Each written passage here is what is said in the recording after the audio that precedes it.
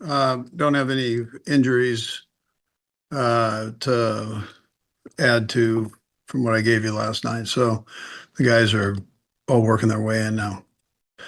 With that, I mentioned last night after the game, still feel that way, that too many penalties in crucial situations or crucial areas of the field that can put you in a bad position.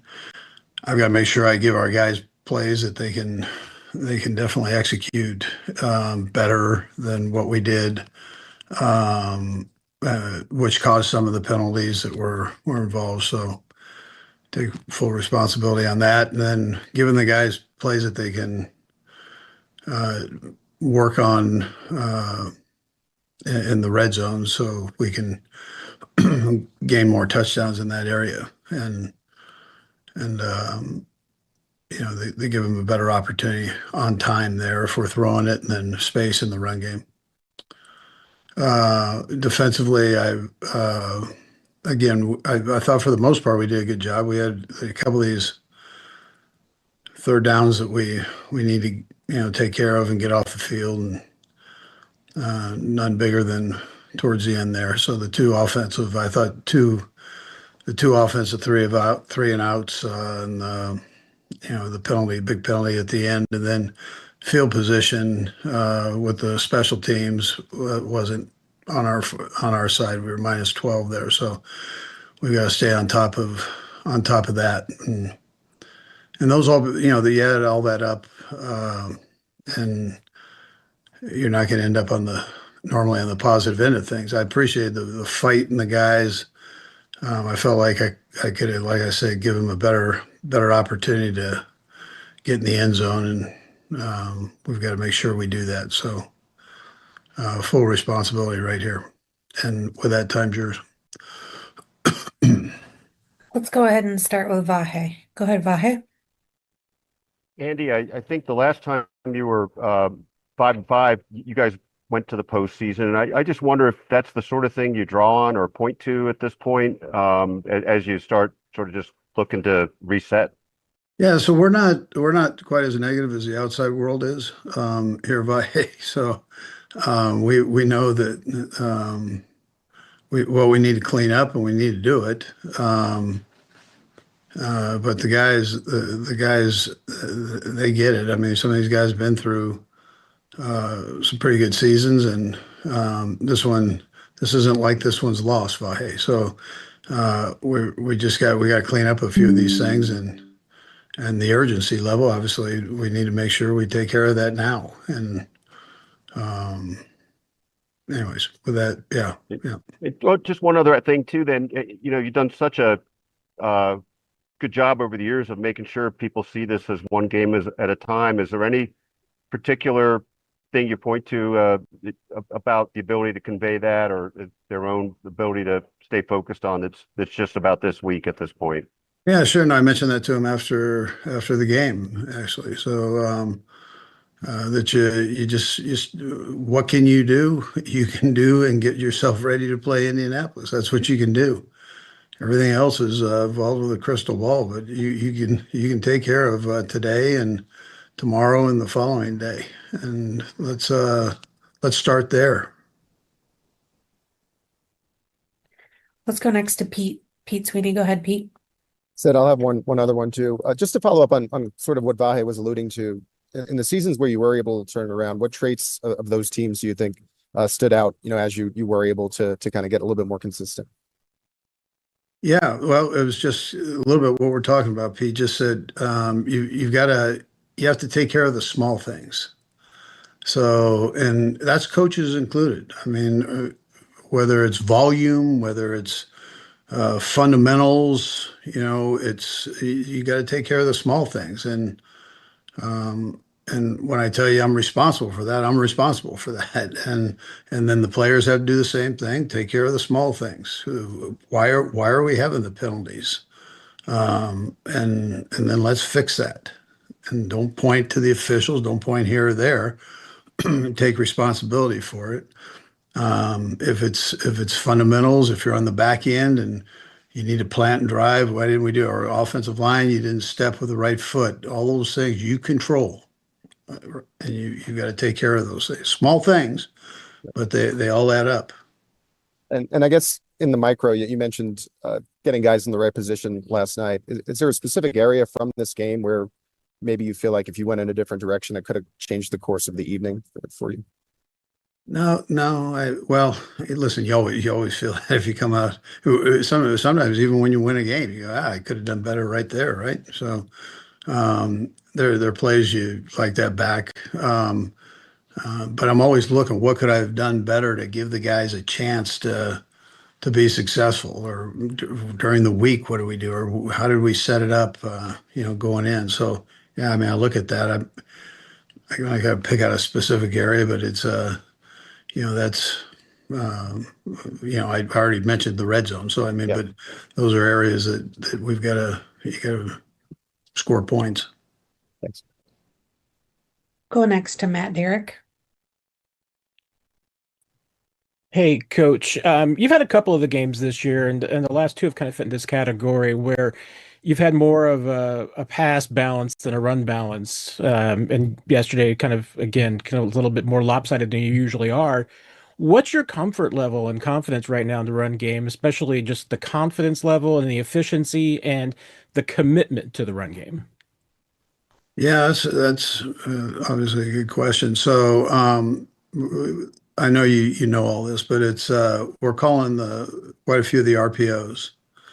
So yesterday they were giving us opportunities to throw the football, so we utilized the opportunities there, and those things end up being as good as a run for you. We're getting 4+ yards, and you go with it, and but the runs are being called. It's just sometimes they get turned into passes in today's world. That's how it goes. So, but we're getting them in now. We have some hard runs where you just get up, line up, and go. Probably could call more of those to be, for you to write something there.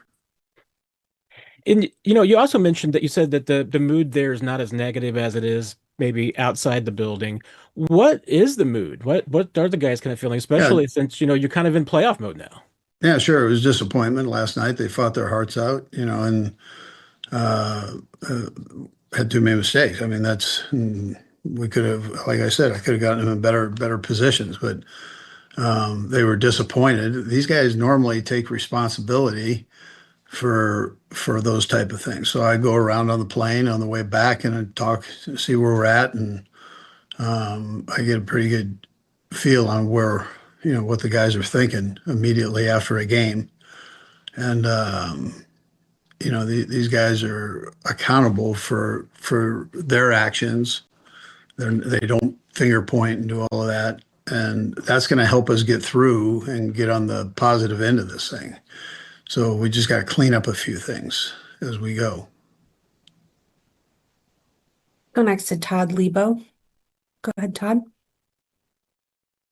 Coach, missed a couple of opportunities on the deep pass, especially early in the game there. What are you seeing from the guys during practice? Are those deep passes connecting in practice? Was it a little surprising you weren't able to get some of those yesterday?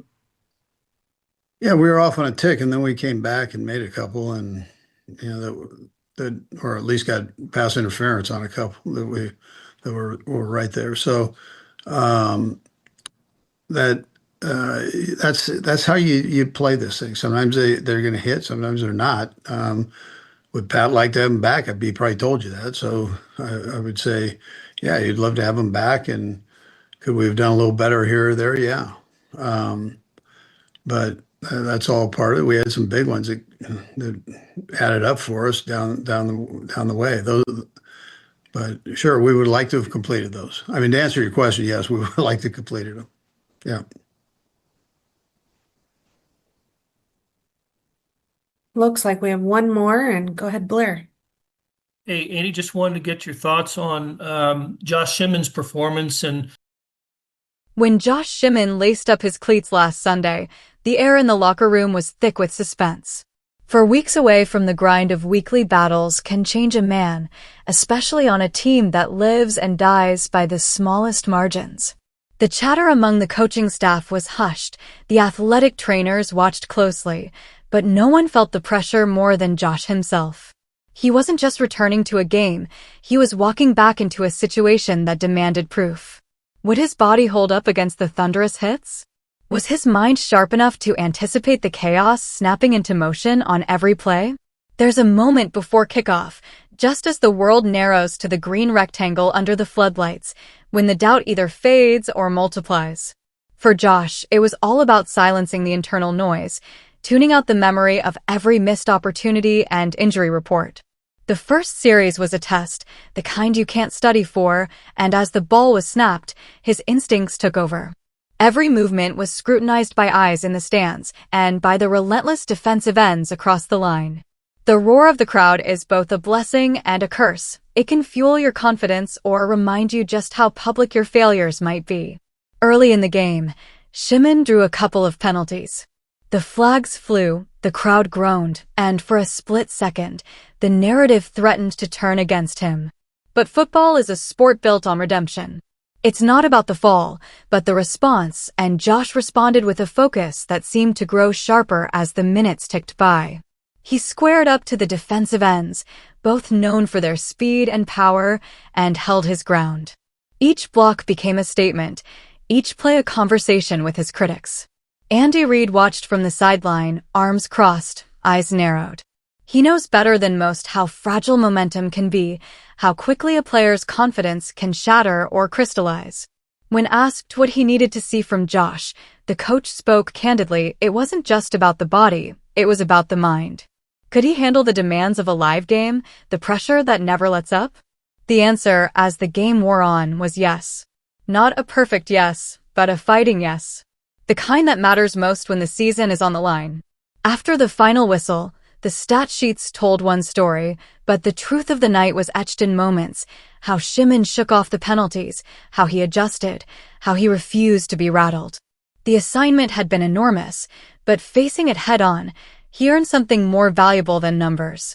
He earned trust. And so, as the team looks forward, the question shifts.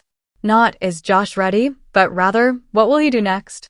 That's the drama that hooks you, the unfolding saga that makes every week in the NFL must-watch theater.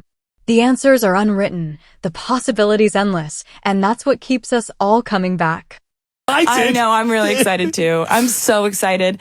And I love that you're excited too. And you would absolutely love him. He's the most fun person. I'm sure at some point you guys will get to all hang out, but yes. He's a big, strong American football player.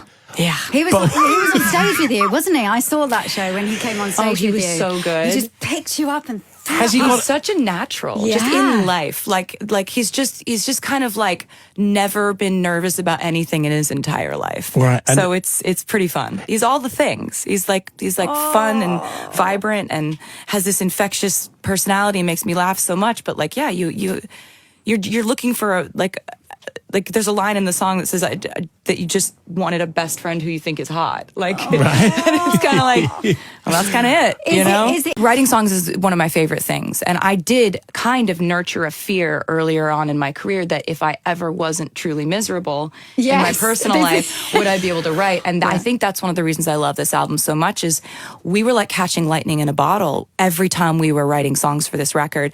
And I do think that someone in your life who fuels you, who makes you more you.